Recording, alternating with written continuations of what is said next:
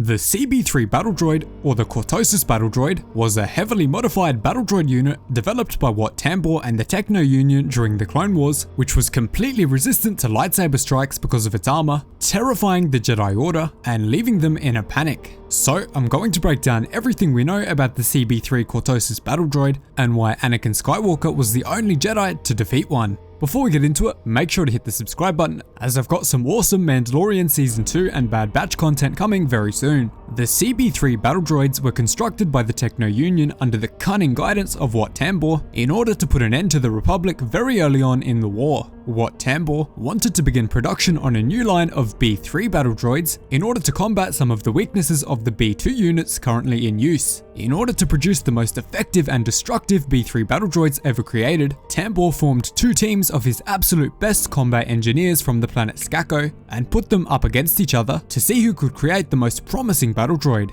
Very unexpectedly, both teams produced an absolutely phenomenal battle droid unit, surprising Wat Tambor but leaving him very impressed with his engineers. Despite both of the team's creations being absolutely groundbreaking for the Separatist droid armies, Wat Tambor ultimately chose the second team's Avatar 7 battle droid unit to become the template for the new B-3 Ultra battle droid line. Let me know down below if you want me to cover the B-3 Ultra battle droid, because they actually get a mention in the Dark Disciple Clone Wars novel. After selecting the Avatar 7 unit to become the B-3 battle droid template, Wat Tambor was still very excited about what the other team had created and decided to create a separate droid line called the CB3 Units. These units had their outer shell plating made out of Cortosis, one of the materials that the Jedi Order feared most, despite its incredible rarity. This material was so dangerous to the Jedi Order because it was resistant to all lightsaber strikes and slashes. These CB3 units had an intelligence level between that of a B-2 super battle droid and the B-3 ultra battle droid, but they did lack the very useful gripping hands of the B-2 unit. Instead of having these hands, Wat Tambor and his men replaced them with twin-barrel, high-power blaster cannons, which could swivel almost 360 degrees, making them a formidable enemy anywhere on the battlefield.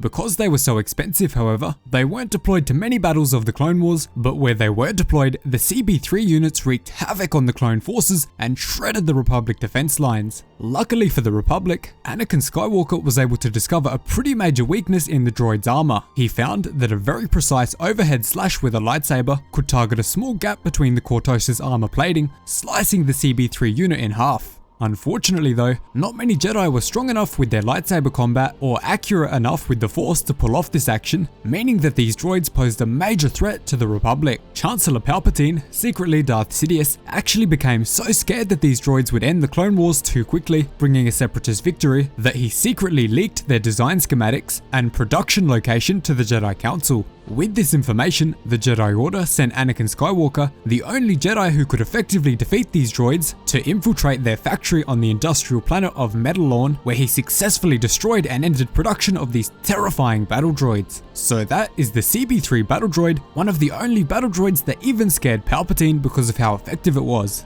Thanks so much for watching, really hope you enjoyed the video. Cheers guys, hope to see you in the next one.